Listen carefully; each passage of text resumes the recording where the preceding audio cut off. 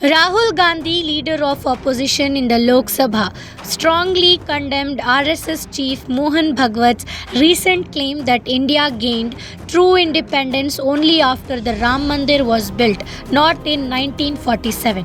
Gandhi labelled the remark as treason, asserting it undermines the constitution, which should be the symbol of India's freedom. He argued that in any other country, questioning the constitution would lead to arrest.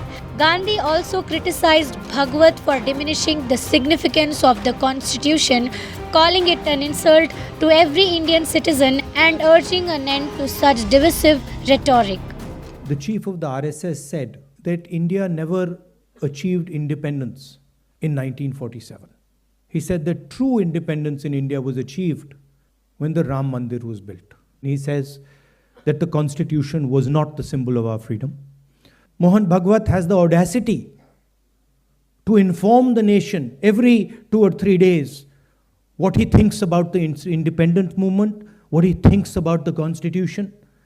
In fact, what he has said yesterday is treason, because it is stating that the constitution is invalid, it is stating that everything, the fight against the British was invalid, and he has the audacity to say this publicly. In any other country, he would be arrested and tried. That is the fact, right? To say that India did not get independence in 1947 is an insult to every single Indian person. And it's about time we stop listening to this nonsense that these people think they can just keep parroting out and shouting and screaming. Karnataka IT and BT Minister Priyank Kharge also slammed the RSS. He pointed out that the RSS, which did not participate in India's independence struggle and did not even hoist the Indian flag until recent decades, has no credibility in speaking about national sentiments.